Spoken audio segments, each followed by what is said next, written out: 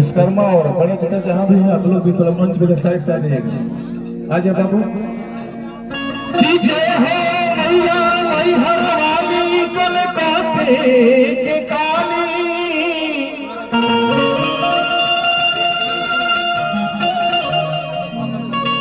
हर की रखी हो लाज भांति जनों के,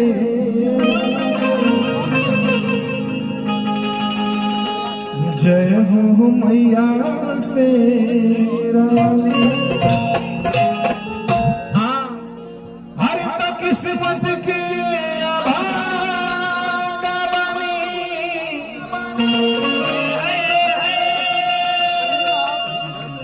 हर किस्मत के अभागा बनी,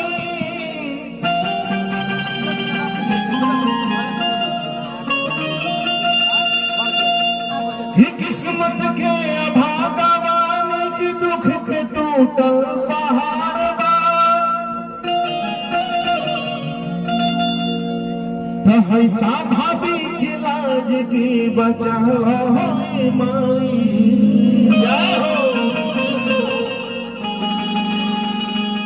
कि संकट में पड़ल है बेटा ऐसा के दिया तुहार बा।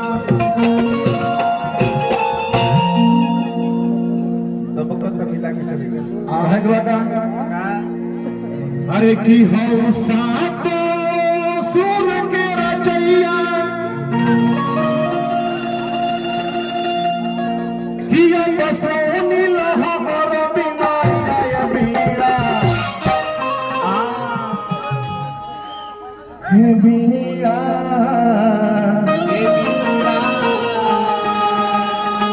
हरे वाली मोइया हो,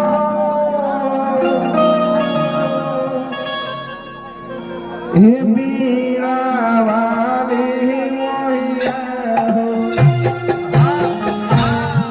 लेकिन भक्त कैसे कहता, कैसे हो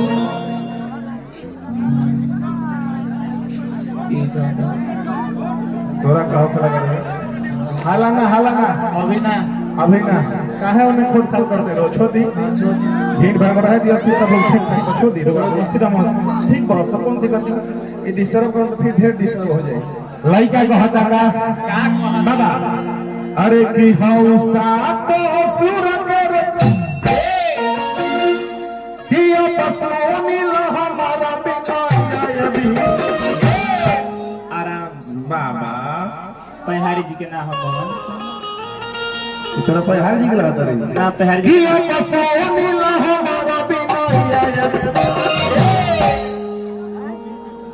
हाला हुई को जब नाच के पर से ऊपर जाए तो कैसे ए बीड़ा अरे वाली मोहिया हो, ए बीड़ा वाली मोहिया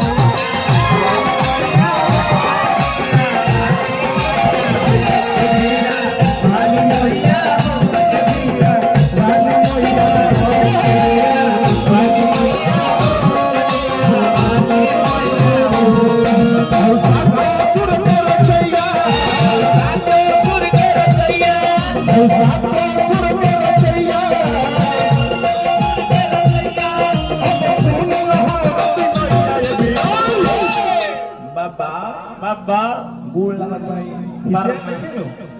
करना बालक के माफ कर लो खिसेल हम त कि बसोनी लहर बिना अब ए बीड़ा वाली मोहिया हो, ए बीड़ा वाली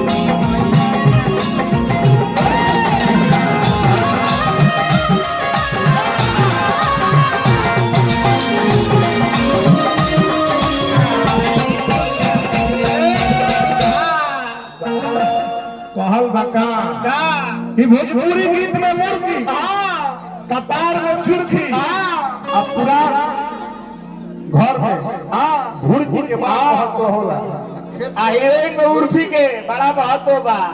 हीरोइन में जावेद उर्फी के आ माजा ले में उखी में बड़ा महत्व बा। अरे रुक सुनियो हम क्या कहत है अरे की साथे कुसूरवा के हर की हो मैया ज्ञानी अब भेजे गुना निराश पाके अरे की हम जानता अंधी बाबा तनी मुड़ की मार गई हां कि साथ तो कुसूर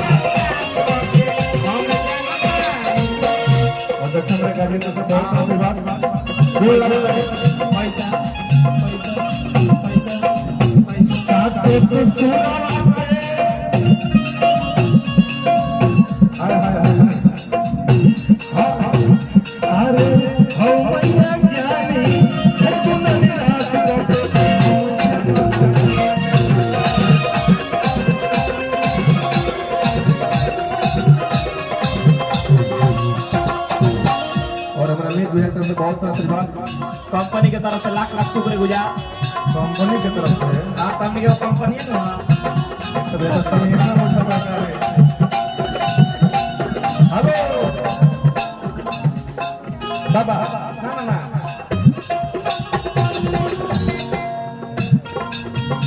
आहे बनल सता दिया